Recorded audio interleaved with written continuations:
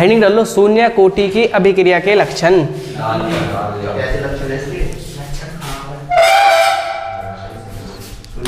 शून्य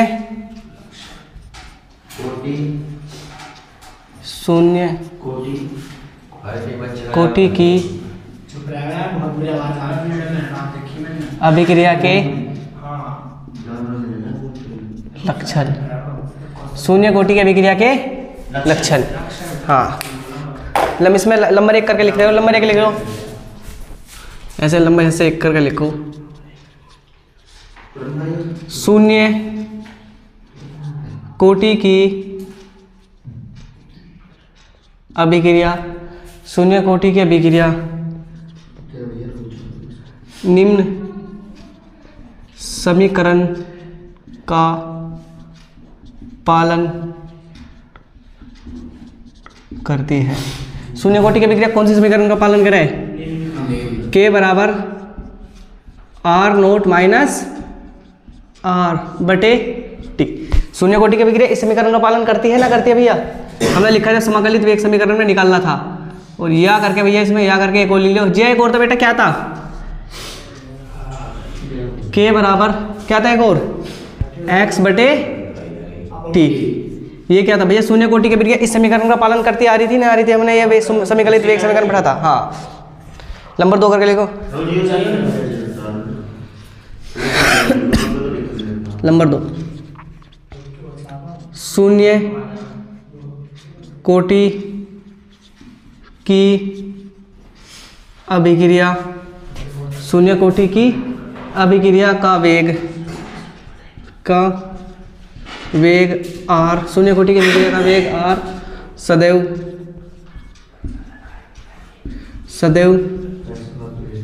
स्थिर रहता है। यानी आर बराबर शून्य कोटि की अभिक्रिया का वेग सदैव स्थिर रहता है। नंबर 3, शून्य कोटि की अभिक्रिया सदैव पूर्ण होती है। यानी जो भी हमारी शून्य कोटि की अभिक्रिया है वे हमेशा पूर्ण होगी, कभी भी ऐसी नहीं यानी आदि नहीं रहने की। हाँ, यो आर बराबर के शून्य कोटि की अभिक्रिया सदैव पूर्ण होती है तथा इसके पूर्ण होने में लगा समय तथा इसके पूर्ण होने में लगा समय तथा इसके पूर्ण होने में लगा समय ए बटे के होता है,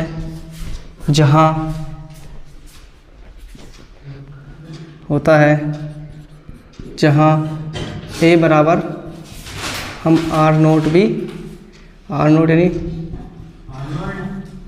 प्रारंभिक सांद्रता होती है। मेरे साथ साथ लिख रहे हो भैया, कृपया समझा दो इन्हें। शून्य कोटि की अभिक्रिया निम्न समीकरण का पालन करती है। शून्य कोटि की अभिक्रिया का वेग आर सदैव स्थिर रहता है और शून्य कोटि की अभिक्रिया सदैव पूर्ण होती है तथा इसके पूर्ण होने में लगा समय ए बराबर ए बटे के होता है, जहाँ ए बराबर आर यानी प्रारंभिक सांद्रता होती है। क्या कह रहा तू? हाँ, अच्छा भैया। नंबर 4, शून्य कोटि की शून्य कोटि की अभिक्रिया का अर्ध आयु काल, शून्य कोटि की अभिक्रिया का अर्धायु काल टी हाफ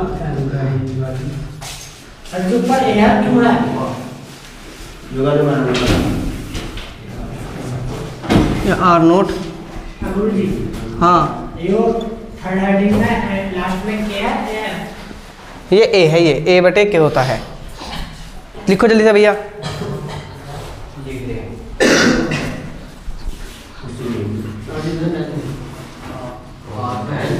शून्य कोटि की अभिक्रिया में, और चुप हो जा, शून्य कोटि की अभिक्रिया में हाँ आर का मात्रक, आर का मात्रक, के मात्रक, के का आर का मात्रक और के का मात्रक, आर का मात्रक और के का मात्रक भैया मोल लीटर इनवर्स और सेकंड इनवर्स होता है। लिख लो भैया जल्दी से, 5 हो गए ना हमारे, लिख लो जल्दी से।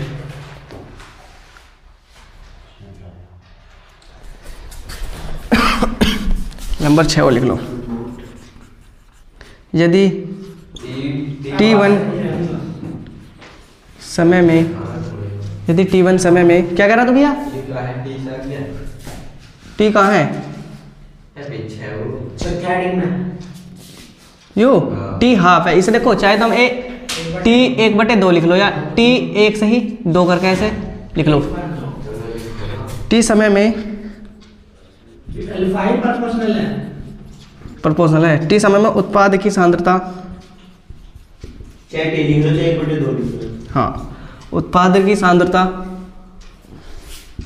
बराबर x और यही यदि t2 समय में उत्पाद की सांद्रता x2 हो तो क्या कह रहा था भैया,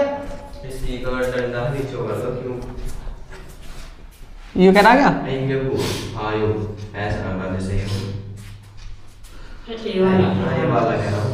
बस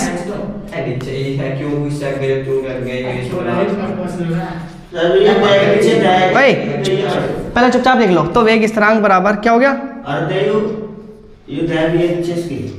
x2 माइनस x1 बटे t2 माइनस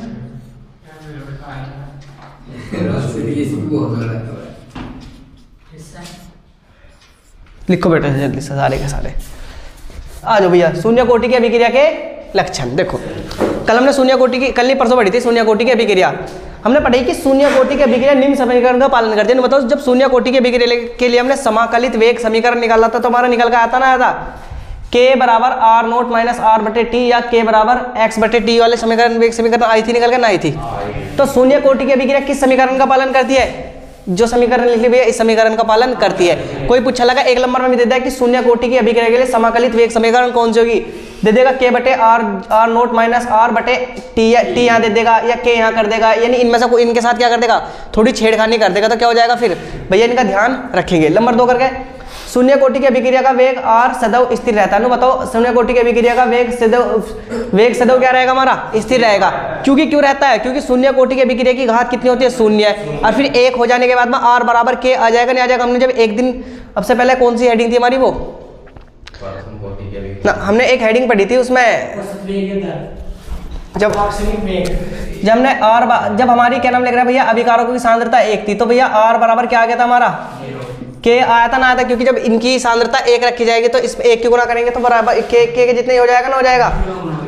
तो भैया क्या होगा, ध्यान रखना कि शून्य कोटि की अभिक्रिया का वेग r सदैव स्थिर रहता है, किसके बराबर रहता है, k के बराबर रहता है। अगली भैया, शून्य कोटि की अभिक्रिया सदैव पूर्ण होती है। भैया एक नंबर में पूछ लिया कि निम्न में से कौन सी अभिक्रिया पूर्ण होती है। जो हमारी प्रथम कोटि की अभिक्रिया वो कभी भी पूर्ण नहीं होती, लेकिन शून्य कोटि की अभिक्रिया क्या हो जाए हमारी, पूर्ण हो जाती है। शून्य कोटि की अभिक्रिया सदैव पूर्ण होती है तथा इसके पूर्ण होने में लगा समय a बटे k होता है। जहां a बटे k, जहां k क्या है भैया, जहां a हमारा क्या है, जहां a r नोट यानी प्रारंभिक सांद्रता है। मैंने पहले भी लिखवाया था, जहां r नोट हमारा क्या है, प्रारंभिक सांद्रता है। नंबर 4, शून्य कोटि की अभिक्रिया का अर्धायुकाल। अर्धायुकाल का मतलब है, देखो शून्य कोई अभिक्रिया शुरू हुई, उसको जब तक वो आधी पूरी होगी उसे क्या कहलाएगा, अर्ध आयुकाल। यानी कोई चीज ऐसा है, सपोज करो मैं इस गिलास को पूरा पानी से भरना शुरू कर रहा हूँ भाई, एक समय ऐसा आएगा कि शुरू यहाँ तक आएगा, फिर यहाँ तक आएगा, फिर यहाँ तक आएगा, आधा भी गिलास भरेगा ना भरेगा। तो जब वो आधा गिलास भर जाएगा पूरा तो उसे क्या कहते हैं हम, अर्धायुकाल कहते हैं। अभी अर्धायुकाल का पूरा टॉपिक मैं पढ़ाऊंगा, बस इतना समझ लो कि अर्धायुकाल का मतलब है कि अभिक्रिया जब से शुरू हुई थी और जहां तक पहुंच जाएगी, जब तक आधी होगी उसमें जो लगेगा समय उसे क्या कहेंगे हम, अर्धायुकाल। तो भैया क्या लिख रखा हमने, शून्य कोटि का अर्धायुकाल। शून्य कोटि की अभिक्रिया का क्या, अर्ध आयु काल यानी टी हाफ। अगर पूरी हो जाएगी तो खाली टी आएगा। अब आधी अभिक्रिया हो रही तो समय कितना लग रहा भाई हमारे पास, आधा समय लग रहा ना। तो टी हाफ प्रोपोर्शनल होगा किसके होगा, ए के, और ए को हम क्या बोल रहे हैं, आर नोट भी कहते हैं। भैया शून्य कोटि की अभिक्रिया में आर का मात्रक और के का मात्रक क्या होता है भैया, बराबर होता है, नहीं मोल लीटर इनवर्स और सेकंड इनवर्स होता है। यदि t समय में उत्पाद की सांद्रता x1 हो, यदि t2 समय में उत्पाद की सांद्रता x2 हो, तो वेग स्थिरांक यानी k का मान क्या होगा, x2 minus x1 t2 minus t1। इस तरह का भी हमने एक अभी डेरिवेशन करा था ना, करा था। तो भैया ये 6 वो समझ में आ गए शून्य कोटि की अभिक्रिया के। एक बार और समझ लो, शून्य कोटि की अभिक्रिया निम्न समीकरण का पालन करते हैं। कौन सी समीकरण का पालन करेंगे शून्य कोटि की अभिक्रिया, k बराबर आर नोट माइनस आर बटे टी या k बराबर एक्स टी। ठीक है। नंबर 2 करके शून्य कोटि की अभिक्रिया का वेग सदैव स्थिर रहता है, किसके बराबर रहता है, r बराबर k के। क्यों रह भैया r बराबर k, क्योंकि अभिकारक की सांद्रता जब इसकी सांद्रता 0 होगी तो ये 0 का मान क्या, यानी अगर किसी भी अभिकारक की सांद्रता 0 है तो उसका मान कितना होता है, 1 होगा नहीं होगा, मैंने बताया था। अगर किसी की सांद्रता 0 उसका क्या नाम लिख रहे हैं, 1 होगा नहीं होगा। तो भैया जब r की संख्या 1 आ जाएगी, जब k में उसकी गुणा करेंगे तो r बराबर k तो होगा। तो क्या होगा, r बराबर k होता है। शून्य कोटि की अभिक्रिया सदैव क्या होती है हमारी, पूर्ण का मतलब पूरी हो जाएगी, और इसे पूरे होने में लगा समय a बटे k होता है। जहाँ a क्या हमारी, जहाँ a क्या हमारी भैया, प्रारंभिक सांद्रता यानी r नोट हो सकता है। इसे हम इस तरह से भी लिख सकते हैं भैया, देखो हम इसे ऐसे भी लिख सकते हैं कि r नोट बटे k, r नोट बटे k, ऐसे भी तो लिख सकते हैं भैया इसे। अगला शून्य कोटि की अभिक्रिया का अर्धायुकाल। अर्धायुकाल हमें पता चलेगा कि अर्धायुकाल जितने समय में अभिक्रिया आधी पूर्ण हो जाएगी उसे क्या कहेंगे हम, अर्धायुकाल कहते हैं। ये प्रोपोर्शनल होता है किसके होता है, a और या r नोट के प्रोपोर्शनल होता है। भैया शून्य कोटि की अभिक्रिया में r का मात्रक k के मात्रक के बराबर ही होता है। हम बता कि r का मात्रक मोल लीटर इनवर्स और सेकंड इनवर्स हो, मैंने तुम्हें लिखवा रखा है इसका मात्रक। नंबर 6, यदि t समय में उत्पाद की सांद्रता x1 हो और यदि t2 समय में उत्पाद की सांद्रता कितनी हो, x2 हो, तो वेग स्थिरांक k का मान क्या होगा, x2 minus x1 t2 minus t1। यानी द्वितीय सांद्रता में से प्रारंभिक सांद्रता घटा देंगे और द्वितीय समय में पहला समय घटा देंगे, तो यानी k का मान निकल के हमारा आ जाएगा। अब भैया हेडिंग लिखो, प्रथम कोटि की अभिक्रिया के लिए, यानी ऐसा प्रथम कोटि की अभिक्रिया के लक्षण। ये तो हम शून्य कोटि के लिए पढ़ते थे, अब लिखो प्रथम कोटि की अभिक्रिया के लक्षण। हाँ भैया प्रथम के लिखो, प्रथम कोटि की अभिक्रिया का वेग नियम।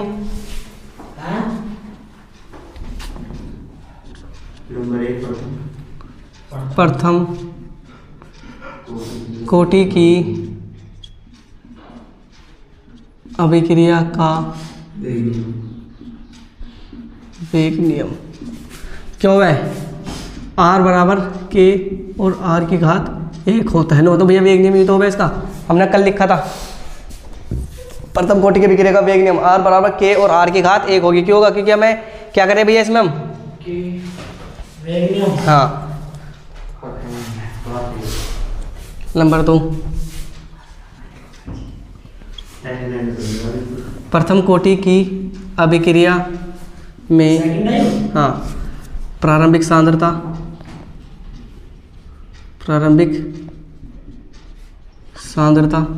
व अंतिम सांद्रता में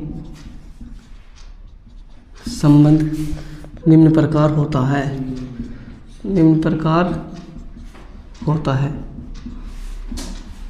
यानी भैया प्रथम कोटि की अभिक्रिया में प्रारंभिक सांद्रता व अंतिम सांद्रता में संबंध निम्न प्रकार होता है। क्या होता है भैया, हमने कल पढ़ा था इसका संबंध क्या था, k बराबर क्या था 2.303 बटे t log 10, और भैया क्या था प्रारंभिक सांद्रता बटे अंतिम सांद्रता। लिख लो इसे भैया कि प्रथम कोटि की अभिक्रिया में प्रारंभिक सांद्रता और अंतिम सांद्रता में निम्न संबंध होता है।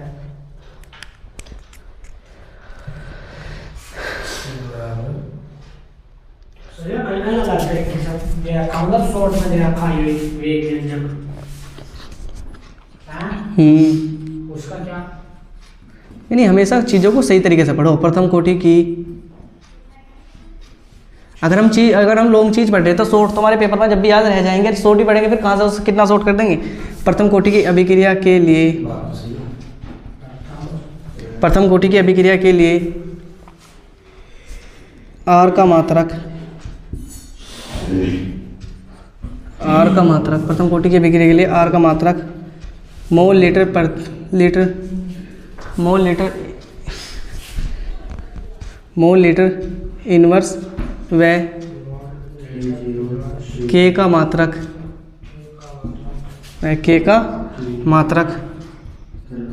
सेकंड इनवर्स होता है। प्रथम कोटि की अभिक्रिया के लिए आर का मात्रक मोल लीटर इनवर्स व के का मात्रक सेकंड इनवर्स होता है।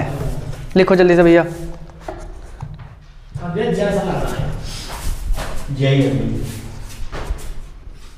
नंबर 4, प्रथम कोटि की अभिक्रिया कभी भी पूर्ण नहीं होती हैं। प्रथम कोटि की अभिक्रिया कभी भी पूर्ण नहीं होती हैं। नंबर 5, 4 तक लिखो भैया कि प्रथम कोटि की अभिक्रिया कब क्या होती है, कभी भी पूर्ण नहीं होती हैं। 2 या को लिखवा दूंगा।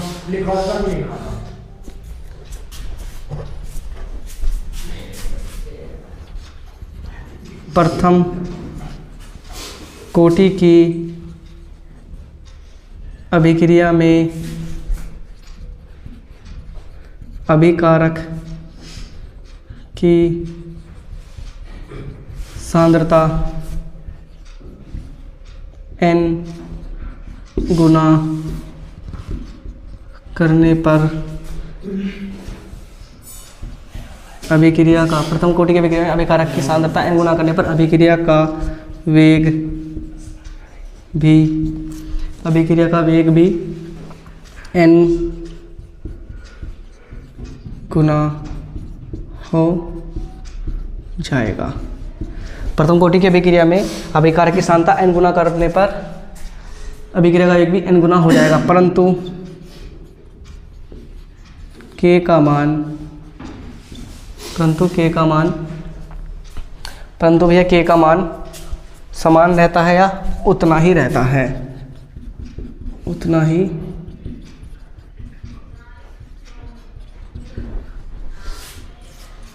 परंतु k का मान उतना ही रहता है।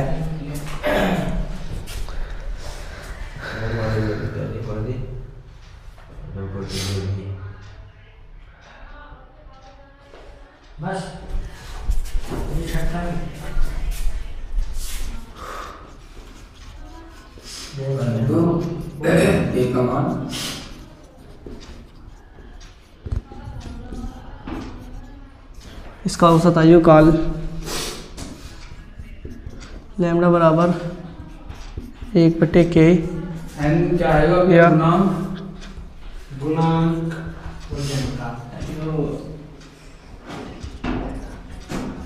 गुरु क्या है, गुणा करने का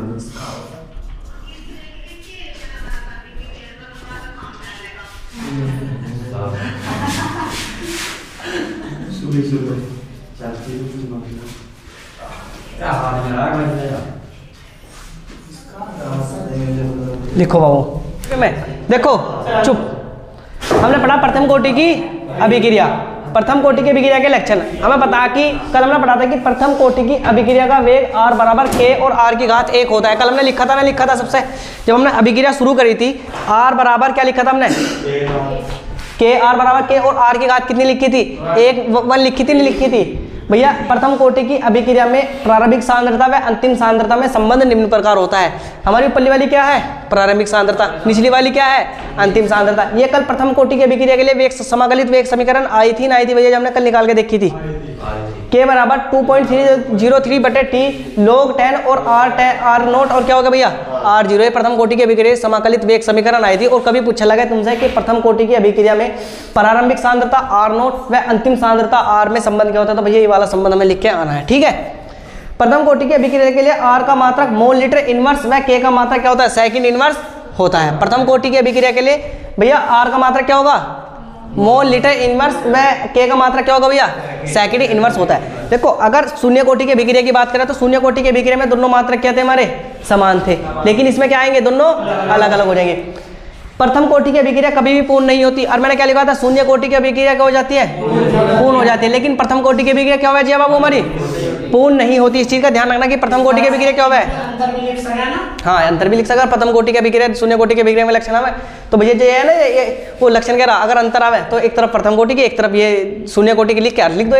क्या करा, प्रथम कोटि की अभिक्रिया में अभिकारक की सांद्रता n गुना करने पर अभिक्रिया का वेग भी n गुना हो जाएगा, परंतु k का मान उतना ही रहता है। ये क्वेश्चन बहुत मोस्ट इंपोर्टेंट है, पता नहीं कितनी बार पेपर में पूछा गया है कि ऐसा बहुविकल्पी में आ जा कि प्रथम कोटि की अभिक्रिया में अभिकारक की सांद्रता 4 गुनी करने पर अभिक्रिया का वेग भी कितना गुना हो जाएगा हमारा, 4 गुना हो जाएगा। क्यों हो जाएगा, देखो प्रथम कोटि की अभिक्रिया में अभिकारक की सांद्रता n गुना करने पर, n गुना का मतलब है सपोज करो मैं यहाँ देखो जो अभिकारक की सांद्रता मैं कर लूँ 2 गुना, तो वेग कितना होगा फिर इसका 2 ही गुना हो जाएगा। क्योंकि क्या लिख रखा है इसमें, प्रथम कोटि की अभिक्रिया में अभिकारक की सांद्रता n गुना करने पर अभिक्रिया का वेग भी कितना गुना हो जाएगा, n गुना।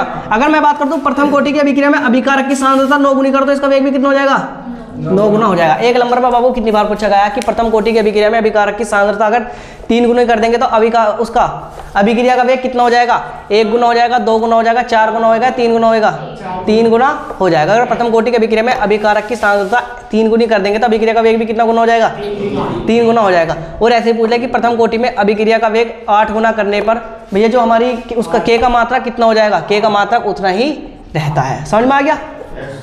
अगला क्वेश्चन है कि इसका औसत आयुकाल, इसका औसत आयुकाल इसे हम लैम्डा से प्रदर्शित कर सकते हैं, 1/k से ही प्रदर्शित कर सकते हैं। कितना होता है, t हाफ बराबर 0.693 होता है। और जो इसका मात्रा जो इसे कहना है k बराबर 0.693 या t हाफ भी कहते हैं। k का मान कितना होगा बाबू, अभी बताऊंगा क्या आएगा k का, अभी आएगा क्या है, ये पूरा ये अर्धायु का डेरिवेशन अभी आएगा, थोड़ी देर में रुक जाओ। k बराबर 0.693 या t हाफ होता है। आगे 5 पॉइंट 7 पॉइंट की हो गया क्लियर, अब इसे बता लिया।